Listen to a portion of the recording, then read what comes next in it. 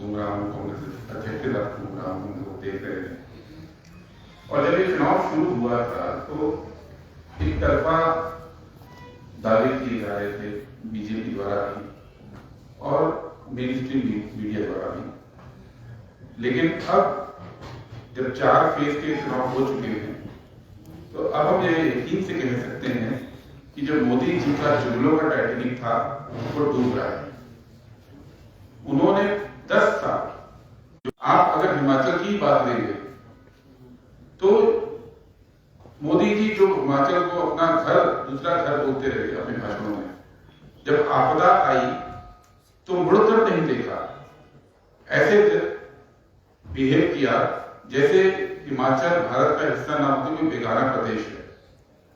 ये वही मोदी सरकार है जो हिमाचल की इकोनॉमी की रीढ़, एप्पल, सेब, उस पूरे सेक्टर को उन्होंने नुकसान पहुंचाया कस्टम ड्यूटी हटा के सेब के ऊपर से। और यहाँ के जितने सेब के उत्पादक हैं वो सारे इस समय पुकार रहे हैं कि भाई हमारे साथ ऐसा जुर्म मोदी जी क्यों करते हैं, जबकि यहाँ पे जो 4 सांसद यहाँ के सेब उत्पादकों की कोई फिक्र नहीं। यही नहीं, लोग इसलिए भी कह रहे हैं कि टाइटैनिक डूब रहे हैं जुमलों का कि जहां पे जनता की भलाई की काम आती है, जैसे ओपीएस वो तो जनता का पैसा है, जैसे कि जनता का, उसके वोट का इस देश में कोई मतलब नहीं रह गया। और सबसे बड़ी बात, मैं भी हिमाचल से रिश्ता रखता हूं, मेरी वाइफ हिमाचल से ही है, पालमपुर से। मैं जानता हूं हिमाचल की धरती ये फौजियों की धरती है, मेरे अपने परिवार के सारे सर्विसमैन हैं। एक पूरा सेक्टर उन्होंने ध्वस्त कर दिया अग्निवीर योजना का। मोदी जी को देश में जब वो प्रधानमंत्री बने थे तो दुनिया की दूसरे नंबर की सबसे बड़ी फौज मिली थी। भारत की फौज दुनिया के दूसरी सबसे बड़ी फौज थी। और ये वो फौज है जो मोदी जी के आने से पहले दुनिया में न्यूक्लियर पावर थी। हम भारत न्यूक्लियर पावर देश है, ये मोदी जी के पहले हो गया था। भारत स्पेस पावर है, मोदी जी के पहले हो गया था। भारत आईटी पावर है, ये सब सुरक्षा से जुड़ी चीजें हैं, ये मोदी जी से पहले हो गया था। लेकिन 10 साल में इन्होंने सिर्फ और सिर्फ ये किया है कि जो रेगुलर भर्ती बंद करके दुनिया की दूसरे नंबर की सबसे बड़ी फौज को कमजोर करने की तरफ, पूरी फौज को ठेके पे देने की तरफ, कॉन्ट्रैक्ट पे लेने की तरफ, एक किस्म से 4 साल का कॉन्ट्रैक्ट है अग्निवीर, पूरे देश को धकेल दिया है। और हिमाचल के तो लगभग हर गांव में अधिकांश घरों के साथ ये उन्होंने शुरू किया है। और इसलिए हम लोग इस चुनाव के अंदर स्पष्ट वायदा कर रहे हैं कि कांग्रेस पार्टी की सरकार आएगी, इस इलेक्शन में जीतेंगे हम, इंडिया अलायंस की सरकार आएगी। तो इस सबसे पहला काम हम जो करेंगे वो इस अग्निवीर योजना को सिरे से खत्म करने का करेंगे। कांग्रेस की सरकार आएगी तो पुरानी तरह से जो भर्ती होती थी, जिस तरह से रेगुलर फौज बनती थी, वो फौज जो देश को सुरक्षित रखती थी, हम वापस उसी फौज के सिस्टम पे जाएंगे। ये कांग्रेस का एक कमिटमेंट है हिमाचल की जनता के साथ और देश की जनता के साथ। अभी कुछ दिन पहले मैं एक खबर देख रहा था और आपके यहाँ के सांसद और मंत्री इंफॉर्मेशन ब्रॉडकास्टिंग अनुराग ठाकुर, तो उन्होंने एक बात बोल दी कि कांग्रेस आएगी तो परमाणु हथियार खत्म कर देगी। और चूंकि आज हिमाचल में हूं तो उनको उनका ये कहना, हिमाचल की जनता को डराना, उसकी हकीकत मैं आपके सामने रखना चाहता हूं। क्योंकि अनुराग ठाकुर जी के लिए तो इस देश का इतिहास 2014 में शुरू हुआ। 2014 से पहले तो इसके लिए देश का इतिहास था ही नहीं। खुद उनके पिताजी का जो कंट्रीब्यूशन रहा वो भी उनके इतिहास की कोर्स से बाहर है। उनके पिताजी भी अलग अलग पदों पर रहे, मुख्यमंत्री भी रहे, मंत्री भी रहे देश में, उनका भी इतिहास अनुराग ठाकुर जी के कोर्स से बाहर है। लेकिन ये देश 14 से पहले बना था और अनुराग ठाकुर जी की मार्फत, आपकी मार्फत में उनको बता दूं कि न्यूक्लियर पावर इस देश को मोदी सरकार ने नहीं, कांग्रेस की सरकारों ने बनाया था। 1945 में जब हिरोशिमा नागासाकी में बम गिरा 6 अगस्त और 8 अगस्त को, उसके 4 हफ्ते बाद जब आजादी का आंदोलन चल रहा था, जब अभी देश आजाद नहीं हुआ था, पंडित जवाहरलाल नेहरू ने होमी भाभा, जो दुनिया के बहुत बड़े न्यूक्लियर फिजिसिस्ट थे, उनको बुलाकर ये बोला कि भारत आजाद होने वाला है, मैं चाहता हूं कि आप न्यूक्लियर प्रोग्राम के ऊपर काम करें। वो भी प्रधानमंत्री नहीं बने थे। उस दौर में जब दुनिया ने न्यूक्लियर बम की ताकत देख ली थी, उस समय एक गुलाम देश का नेता अगर ये जाहिर कर रहा था कि हम न्यूक्लियर पावर बनेंगे, उसके लिए कितनी नैतिक हिम्मत चाहिए होगी, उसके लिए कितनी दूरदृष्टि चाहिए होगी, ये आज की तारीख में हम शायद नहीं समझ पाएंगे। हो सकता था कि उस गुलाम देश के नेता को, जवाहरलाल नेहरू को, पूरी जिंदगी के लिए परमाणु कार्यक्रम शुरू करने की नीयत जाहिर करने के लिए ब्रिटिश या अमेरिकी क्या कर सकते थे, ये तो सब हम सोच सकते हैं। लेकिन उन्होंने आजादी के पहले इस देश का न्यूक्लियर कार्यक्रम शुरू किया और आजादी मिलते ही 47 में आजाद हुए, 48 में उसको फॉर्मली शुरू कर दिया। हमारा एटॉमिक प्रोग्राम 1948 में शुरू हो गया था। तब अनुराग ठाकुर जी थे, बीजेपी नहीं थी। 1950 में संविधान बना, 52 में पहला चुनाव हुआ और नेहरू पहली बार चुन के पीएम बने। तब तक हमारा परमाणु कार्यक्रम पटरी पे आ गया था और ये वो चुनाव था जहां बीजेपी तो थी गई, हिंदू महासभा और जनसंघ, इनको 4 सीट और 3 सीट पूरे देश में मिली थी और नेहरू जी को 75% लोकसभा की सीटों पर विजय प्राप्त हुई थी। उस समय उन्होंने देश को परमाणु कार्यक्रम दिया। इंदिरा जी के टाइम पे 74 में 1974 में हमने परमाणु टेस्ट कर लिया था। 75 आते आते हम लोग रॉकेट छोड़ चुके थे दुनिया के अंदर और 80s के आते आते हम स्पेस पावर बन गए थे पूरी दुनिया के अंदर। ये अनुराग ठाकुर जी को नहीं मालूम, क्योंकि उनके लिए इतिहास 2014 से शुरू हुआ है। और इसलिए मैं आपके माध्यम से ये बात कहना चाहता हूं हिमाचल की जनता से कि जो हमारे देश की सुरक्षा है, जब हम गरीब मुल्क थे, जब हमारे पास 90% लोग गरीब थे और 92% लोग निरक्षर थे, इलिटरेट थे, उस दौर में नेहरू जी ने और कांग्रेस की गवर्नमेंट ने दुनिया की दूसरी सबसे बड़ी फौज खड़ी करने का काम किया और न्यूक्लियर पावर बनाने का काम किया, स्पेस पावर बनाने का काम किया। उस फौज को भारतीय जनता पार्टी की सरकार, मोदी सरकार ने 10 साल में कमजोर करने का काम किया है। पिछले 10 साल के अंदर उन्होंने केवल एक काम किया कि अग्निवीर योजना लेके आ जाए। जो सफर मोदी जी का शुरू हुआ था, उनकी पहली रैली याद कीजिए हरियाणा में की थी उन्होंने सिरसा में 2014 में, 1 रैंक 1 पेंशन की डिमांड के साथ, और 10 साल में वो 9 रैंक 9 पेंशन पे आ गए। अब जवान को ना रैंक मिलेगा ना उसको पेंशन मिलेगी। 4 साल के अंदर अधिकांश जवानों को रिटायर होकर वापस बेरोजगारी में जूझना पड़ेगा।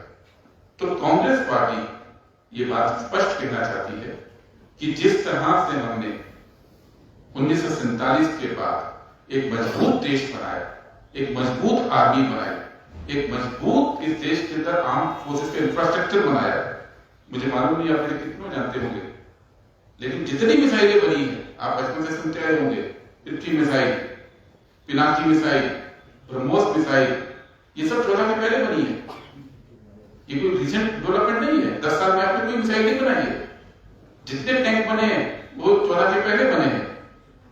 14 के पहले भारत 128 वॉरशिप बना चुका था। आत्मनिर्भर था भारत में। 128 युद्धपोत भारत ने बनाए थे, दर्जनों फ्रिगेट भारत ने बनाई थी, 39 ऑर्डिनेंस फैक्ट्रीज भारत की थी, दर्जनों रिसर्च ऑर्गेनाइजेशन थे जो डिफेंस में काम कर रहे थे। और मोदी सरकार ने केवल एक काम किया है कि सारी जितने भी ऑर्डिनेंस फैक्ट्रीज हैं उनको प्राइवेट करना, जितने रिसर्च ऑर्गेनाइजेशन हैं आर्मी के उनको प्राइवेट हाथों में देना, और यहां तक कि जो कैंटनमेंट भी है उसको भी प्राइवेट करना। देश में आर्मी के कैंट तक को प्राइवेट करने के लिए मोदी सरकार की ये 10 साल की उपलब्धि है। और ये लोग कांग्रेस को सिखाना चाहते हैं कि देशभक्ति क्या होती है। ये लोग हमसे सवाल पूछते हैं कि बॉर्डर को सुरक्षित रखने के लिए हमने क्या किया। आज हम पूछते हैं कि बॉर्डर को सुरक्षित रखने के लिए जो तैयारी देश ने 70 साल में की थी, 65 साल में, वो आप लोगों ने 10 साल में आके उसको कमजोर क्यों कर दिया। ये पहली बात आप लोगों से जो कहना चाहता था। और जो दूसरी बात है, हिमाचल देश का सर्वाधिक लिटरेट, सर्वाधिक साक्षर और सर्वाधिक पढ़ा लिखा स्टेट में से एक है। ह्यूमन इंडेक्स रैंकिंग में हिमाचल हमेशा टॉप 2-3 राज्यों के अंदर देश में आता है। और वो इसलिए आता है कि यहाँ का स्टूडेंट, युवा, चाहे वो लड़के हों चाहे वो लड़कियां हों, वो पढ़ते हैं, वो पढ़े लिखे हैं। और वो सब के सब आज से 10 साल पहले, 20 साल पहले, 40 साल पहले लोअर मिडिल क्लास गरीब फैमिली से आते थे और केवल पढ़ाई करके देश में आगे बढ़े। इस देश के अंदर एक कॉन्फिडेंस था और ये हर घर के अंदर था। मेरे घर में था, आपके घरों में था कि अगर पढ़ाई कर लेंगे ठीक से, अगर पढ़ जाएंगे तो बढ़ जाएंगे, पढ़ाई कर लेंगे तो हम लाइफ में तरक्की कर जाएंगे, पढ़ाई करेंगे। और इस देश में जितना मिडिल क्लास तैयार हुआ, चाहे हिमाचल में क्यों ना हो, वो पढ़ाई के दम पे हुआ था। पिछले 10 साल के अंदर उस पढ़ाई के सिस्टम को कमजोर किया गया। जितने इंस्टीट्यूट्स हैं, जितने कॉलेजेस हैं, जितनी नई यूनिवर्सिटीज हैं, वो प्राइवेट आ रही हैं। एक आम कोर्स के लिए प्राइवेट कॉलेजेस के अंदर अगर एक ग्रेजुएशन कोर्स करने के लिए आज की तारीख में 4-4 लाख रुपए, 5-5 लाख रुपए साल की फीस जा रही है। मेडिकल कॉलेजेस जितने बन रहे हैं, प्राइवेट बन रहे हैं, 50 लाख से 2 करोड़ रुपए के बीच में ग्रेजुएशन हो रहा है। तो सवाल ये है कि जो गरीब घर के बच्चे हैं या जो मिडिल क्लास के बच्चे हैं, जो नौकरी पेशा परिवार के बच्चे हैं, वो कहां जाएंगे। आज कितने बच्चों को अपनी मनपसंद कोर्स को छोड़ना पड़ रहा है क्योंकि 4 लाख 5 लाख फीस या मेडिकल के केस में 50-50 लाख फीस उनके परिवार वाले नहीं दे पाते। इस पूरे सिस्टम को मोदी सरकार ने प्राइवेटाइज कर दिया। सरकारी कॉलेजेस को कमजोर किया, सरकारी इंस्टीट्यूशन को कमजोर किया और केवल इस देश में प्राइवेट पढ़ाई को इन्होंने किया। और प्राइवेट पढ़ाई का जो स्तर है, पीछे आप सबने देखा होगा कुछ बड़े वीडियोस आ रहे हैं देश की नामी ग्रामी प्राइवेट यूनिवर्सिटी के बच्चों के, उनके रिस्पॉन्स आप सबने वीडियोस पे देखा है, सोशल मीडिया बड़े वायरल हुए। तो वहां पर ये पढ़ाई हो रही है। पेरेंट्स अपना पेट काट के, माए अपने जेवरात गिरवी रख के, मैं तो ये भी कहूंगा अपने मंगलसूत्र गिरवी रख के अपने बच्चों को पढ़ा रही है। और वहां पढ़ाई हो नहीं रही है। क्या उन बच्चों को, जिस बच्चों को आपने सोशल मीडिया में देखा, उस लेवल के आईक्यू के बच्चों को, उस लेवल की नॉलेज के बच्चों को क्या कोई भी कॉलेज, कोई भी कंपनी नौकरी पर रखेगी? आप एक अनपढ़ पढ़े लिखों की फौज तैयार कर रहे हैं देश के अंदर 10 साल के अंदर। इसलिए कांग्रेस पार्टी ने अपने मैनिफेस्टो में कहा है कि हम लोग वापस उस सिस्टम पे जाएंगे जिस सिस्टम से इस देश में middle class, lower middle class, गरीब के बच्चे पढ़ पाए। और पूरे देश के अंदर हर एक ताल्लुक के अंदर, हर ताल्लुक के अंदर, जिले के अंदर ताल्लुक होते हैं, आप सब जानते हैं, एक बेहतरीन डिग्री कॉलेज हम शुरू करेंगे पूरे देश में। जो सरकारी होगा, जहां सरकारी एजुकेशन होगी, लेकिन वो बेस्ट क्वालिटी की एजुकेशन होगी। ये कांग्रेस पार्टी का इस चुनाव में कमिटमेंट है। दूसरी बात, हर जिला हेडक्वार्टर में, पूरे देश में जितने जिले हैं, 700 के जिले हैं, हम हर जिले हेडक्वार्टर में एक सरकारी मेडिकल कॉलेज और हॉस्पिटल शुरू करेंगे। और ये असंभव नहीं है। मैं फिर से कहूंगा, जब हम बहुत गरीब मुल्क थे, जब यहाँ पे फ्री भी नहीं बनती थी, जब हमारे खाना भी बाहर से इंपोर्ट करते थे, गेहूं भी अमेरिका से आता था, कुछ नहीं होता था हमारे यहाँ, तब नेहरू गवर्नमेंट ने हर जिले के अंदर एक बड़ा सरकारी अस्पताल बनाया था। आप किसी भी जिले को बिलोंग करते हो, आपके शहर में एक बड़ा सरकारी अस्पताल पक्का होगा। उस देश में जब हम गरीब थे, हमने करके दिखाया, कांग्रेस गवर्नमेंट ने करके दिखाया। हम अब कह रहे हैं, अगर हम दुनिया के 5वें नंबर की आर्थिक शक्ति बन रहे हैं, तो आम आदमी के लिए बनेगा। वो जो पैसा देश में इकट्ठा हो रहा है, हम उसके दम पे गरीबों के लिए दोबारा से हायर एजुकेशन शुरू करें। और साथ ही साथ नवोदय विद्यालय, केंद्रीय विद्यालय, कस्तूरबा गांधी बालिका विद्यालय, ये सब शुरू करने का हम लोग इस चुनाव में जनता से वायदा कर रहे हैं। और एक बात और, उन बच्चों की कोई गलती नहीं है जिन्होंने 5-5 लाख रुपए फीस देके पढ़ाई की और बेरोजगार है। उन बच्चों की कोई गलती नहीं है कि उन्हें क्वालिटी एजुकेशन नहीं मिली। उन बच्चों की कोई गलती नहीं है कि उनको एम्प्लॉयबिलिटी के लायक जो ट्रेनिंग थी वो कॉलेजों में नहीं मिली 5-5 लाख रुपए फीस देने के बावजूद। उन सब बच्चे चाहे वो किसी भी वर्ग के हों, देश के किसी भी कोने में रहते हों, उन्होंने 15 मार्च 2024 तक जो भी स्टूडेंट लोन लिया होगा, कांग्रेस की गवर्नमेंट, इंडिया अलायंस की गवर्नमेंट उसको माफ करेगी सरकार बनते ही। और साथ ही साथ हर बच्चा, क्योंकि हम जानते हैं ट्रेनिंग उनकी नहीं हुई, हम जानते हैं वो एम्प्लॉयबल नहीं है, तो एवरी ग्रेजुएट और हर डिप्लोमा होल्डर को जिसकी भी उम्र 25 साल से नीचे है, कांग्रेस पार्टी की गवर्नमेंट आने पे उसको प्राइवेट या सरकारी सेक्टर में 1 साल की अप्रेंटिसशिप दी जाएगी, जिसमें 1 लाख रुपए का स्टाइपेंड रहेगा, 8,500 रुपए महीने का स्टाइपेंड रहेगा, ताकि जो 10 साल में बच्चों ने खोया और पिछले 4-5 साल में जो बुरी हालत हुई है रोजगार की, वो ट्रेन हो सके, वो बच्चे स्टाइपेंड पा सके 8,500 रुपए महीना। और साथ ही साथ नहीं है कि सरकारी जॉब तो है, प्राइवेट कंपनी कॉन्ट्रैक्ट ढूंढ रहा होता है, तो अप्रेंटिसशिप के मार्फत से उनको कॉन्ट्रैक्ट प्राइवेट सेक्टर में मिले, सरकारी सेक्टर में मिले, तो वो परमानेंट जॉब अपनी 1 साल की परफॉर्मेंस के आधार पे ले पाएंगे। और इसके साथ जो बेरोजगारी इतनी बढ़ी हुई है, जैसे 40 साल के अधिकतम लेवल पे बेरोजगारी है आज, उनके लिए 15 अगस्त से हम सरकारी भर्तियां दोबारा खोलेंगे। 30 लाख सरकारी पद जो रिक्त पड़े हैं वो हम भरने जा रहे हैं। और जितनी कॉन्ट्रेक्चुअल जॉब्स हैं देश के अंदर, क्योंकि मोदी सरकार ने बहुत चालाकी से काम किया, कॉन्ट्रैक्ट पहले भी होता था 0.5%, ये उसको 40-45% पे ले गए। क्यों ले गए? क्योंकि कॉन्ट्रेक्चुअल जॉब के अंदर एक तो पेंशन नहीं देनी पड़ती, कॉन्ट्रेक्चुअल जॉब के अंदर प्रमोशन नहीं देना पड़ता, कॉन्ट्रेक्चुअल जॉब के अंदर इंक्रीमेंट नहीं देना पड़ता, और कॉन्ट्रेक्चुअल जॉब के अंदर आरक्षण नहीं देना पड़ता। तो लोगों की तनख्वाहें ना बढ़े, इंक्रीमेंट ना बढ़े, प्रमोशन ना देना पड़े, आरक्षण ना देना पड़े, इसके लिए उन्होंने पूरे सरकारी सिस्टम को कॉन्ट्रैक्ट पे कन्वर्ट किया। कांग्रेस की गवर्नमेंट आएगी, इस सिस्टम को रिवर्स करेगी, कॉन्ट्रैक्चुअल जॉब को परमानेंट गवर्नमेंट जॉब में बदला जाएगा। क्योंकि हमारा ये मानना है कि इस देश में बहुत बड़ा वर्ग है, एससी का है, एसटी का है, ओबीसी का है और गरीब अपर कास्ट का है, ईडब्ल्यूएस जिसको बोलते हैं। वो तभी तरक्की किए हैं पिछले 70 साल में, 75 साल में, जब उनको आरक्षण मिला और सरकारी नौकरी में एक व्यक्ति गया तो उसके पूरे परिवार, उनकी पूरी पीढ़ी सुधर गई, जिसको कहते हैं उनकी पूरी झूठ सुधर गई।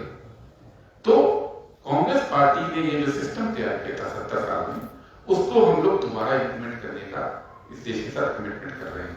और साथ ही आखिरी बात मैं कहूंगा, ये चुनाव केवल 3 चीजों पे हो रहे हैं। देश की जनता वोट दे रही है, एक बेरोजगारी के ऊपर, एक दे रही है जनता महंगाई के ऊपर, और एक दे रही है संविधान बचाने को लेकर। और संविधान बचाने के लिए सिर्फ इसलिए नहीं, सिर्फ आरक्षण बचाना है। पिछले 5 साल का रिकॉर्ड आप देखिए, 5 साल के अंदर आपसे आंदोलन करने का अधिकार छीन लिया गया। अग्निवीर योजना आई, जो बच्चे आंदोलन कर रहे थे उनको पुलिस ने बुलाकर बोला तुम्हारा बायोमेट्रिक्स ले लिया गया, तुम्हारे चेहरे की फिल्मिंग हो गई, अब तुम्हें कभी भी नौकरी नहीं मिलेगी। ये उनका अधिकार था ना विरोध करने का।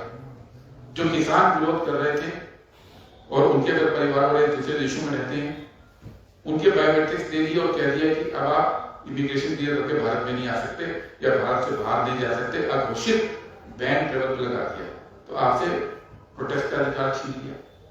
जितने भी इस देश के अंदर प्रोटेस्ट हो रहे थे उनको दबाने की बीजेपी गवर्नमेंट ने कोशिश की, ये अधिकार संविधान ने दिया था, वो छीन लिया गया।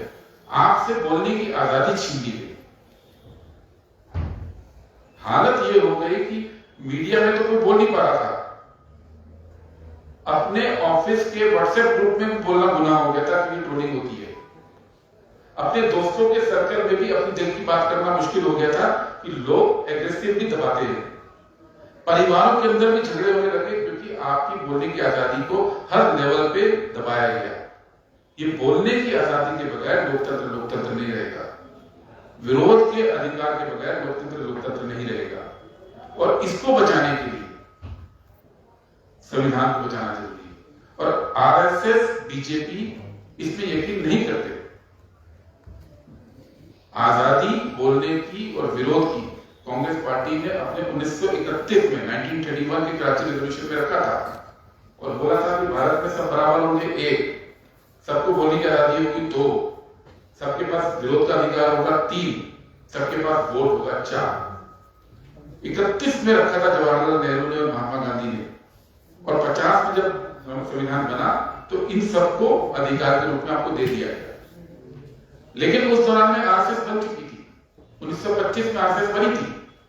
1931 में जब कांग्रेस ने अपना प्लान रखा कि हम ये अधिकार देने की बात करेंगे आजाद हिंदुस्तान में, आरएसएस ने 1950 तक किसी भी अपने भाषण में, किसी भी बुक में, किसी भी आर्टिकल में ये अधिकार देने के लिए बात नहीं की।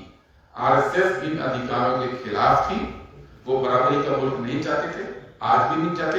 वो चाहते हैं कुछ नागरिक सुपीरियर हो, कुछ नहीं हो, और इसीलिए वो आपके बोलने के अधिकार की रक्षा नहीं करते, इसीलिए वो आपके प्रोटेस्ट के अधिकार की रक्षा नहीं करते। इसलिए आप लोगों के माध्यम से हिमाचल के लोगों से हमारी अपील है, अगर आपको आजाद होकर जीना है, अगर आपको चाहिए कि जो आपके पास ताकत है वोट की वो बची रहे, अगर आपको चाहिए कि देश के अंदर कुछ गलत हो रहा है तो उसको विरोध करने का अधिकार बचा रहे, तो इस देश में संविधान बचाने का वक्त आ गया है। और वो संविधान बचाने के लिए कांग्रेस पार्टी और इंडिया अलायंस आप सबसे वोट मांग रहे हैं। हिमाचल में तो हम 4 सीटों पर लड़ रहे हैं, तो इंडिया अलायंस की कोई बात नहीं है, लेकिन पूरे देश में इंडिया अलायंस के नाम पे और हिमाचल में कांग्रेस पार्टी के नाम पे हम समर्थन मांग रहे हैं, ताकि हम फिर से सरकारी पद भर सकें, फिर से कॉन्ट्रैक्चुअल जॉब खत्म कर सकें, फिर से हम इस देश में रेगुलर सेना की भर्ती कर सकें, फिर से हम लोग स्टूडेंट्स की पढ़ाई को सस्ता कर सकें, और फिर से हम लोग आने वाले दिनों के अंदर ये जो अधिकार छीन रहे हैं उसको हम लोग दोबारा से दुर्दर्शी ला सकें। आप कुछ पूछ सकते हैं सर? आपने एप्पल फार्मर्स का इशू रेज किया है, इसमें 2 डिफरेंट चीजें हैं। जो भारतीय जनता पार्टी है वो आरोप लगाती है कि जो during the period of Anand Sharma आपने अकॉर्ड साइन किया, वो 50% से ऊपर इंपोर्ट ड्यूटी नहीं की जा सकती। दूसरी तरफ कांग्रेस पार्टी कहती है प्राइम मिनिस्टर ने यहाँ 100% करने का प्रॉमिस किया था। अब एक बार फिर से इलेक्शन में ये इशू आया है, आपका क्या विजन है? आप क्या प्रॉमिस कर रहे हैं? क्या स्पेशल कैटेगरी में एप्पल को लाएंगे या WTO अकॉर्ड में कोई अमेंडमेंट किए जाने का प्रोविजन है? क्या इसको 100% तक किया जा सकता है? आनंद शर्मा जी मंत्री कब थे? 10 साल पहले। इस 10 साल में मोदी जी की सरकार थी। ये मोदी जी जो धारा 370 तक उठाने की ताकत रखती थी, वो आनंद शर्मा जी के साइन किए एक डॉक्यूमेंट को नहीं बदल पाई। ये किसको मतलब मूर्ख बनाना चाहते हैं? 10 साल की आपकी सरकार थी, क्या 10 साल आपके पास ताकत नहीं थी कि आप WTO को रीनेगोशिएट कर देगा? आपको लगता था गलत था? आप इतना डरते क्यों थे WTO से? आप अमेरिका से डर रहे थे क्या? या आप सिर्फ उनकी गुलामी करना चाहते हैं, उनके पीछे पड़ना चाहते हैं और आपकी हिम्मत नहीं हुई अगर आपको गलत लगता था? 10 साल के बाद आज मोदी जी को केवल ये बताना है कि उन्होंने कस्टम ड्यूटी कम क्यों की और यहाँ के सेब उत्पादकों को नुकसान क्यों दिया।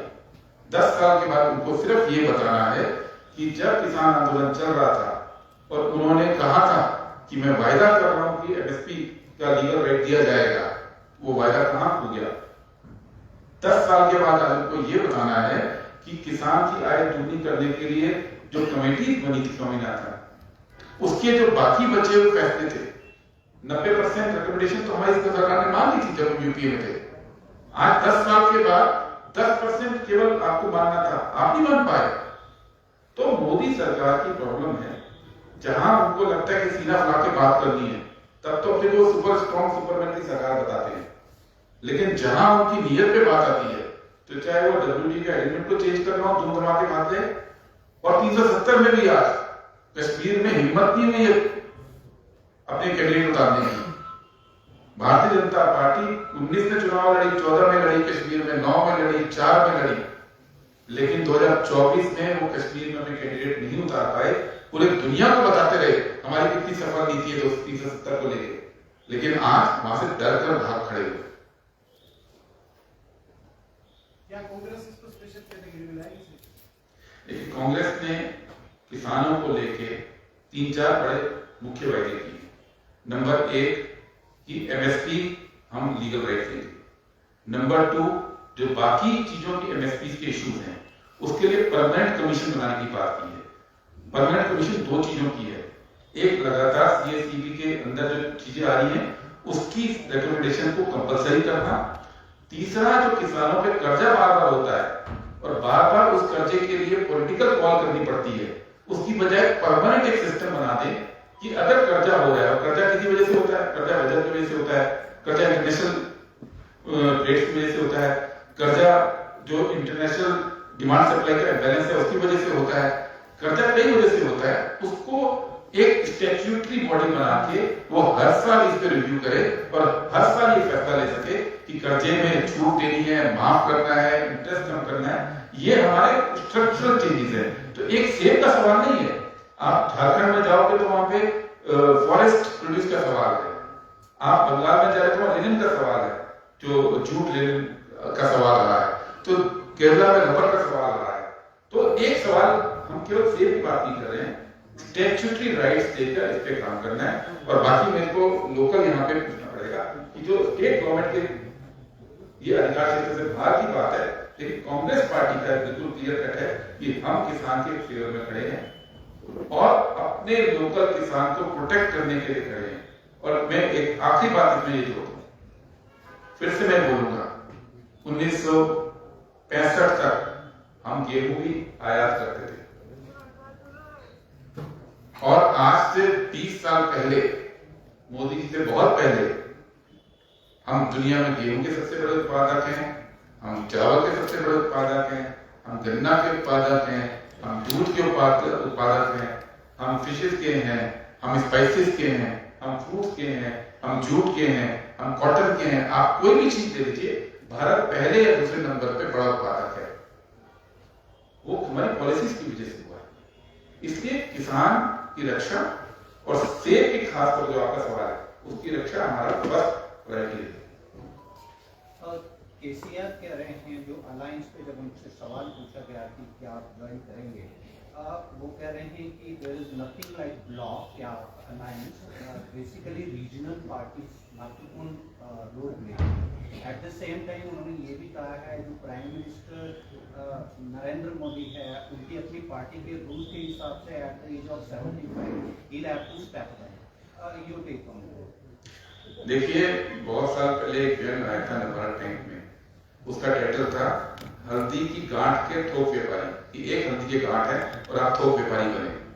केसीआर की पार्टी को हर सर्वे के हिसाब से 0 से 2 सीट मिलने जा रही है। 545 में से मैक्सिमम 2 सीट जीतेंगे। तो उनकी राय पे कांग्रेस पार्टी को टिप्पणी करने का मुझे लगता है कि समय व्यक्त नहीं करना चाहिए। उनको जो उन्होंने कुशासन किया था तेलंगाना में, जिसके खिलाफ वोट मिला है, अब उसकी चिंता करनी चाहिए। इंडिया अलायंस में ना वो शामिल है और ना ही वो इतनी सीटें जीतने जा रहे हैं कि वो किसी भी किस्म से हमारे किसी भी फैसले सीज किया था 35 लाख रुपए।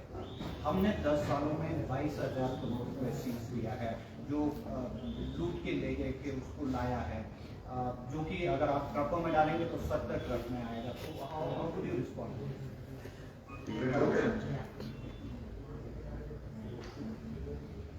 प्रधानमंत्री कुछ बातों को मिस कर गए।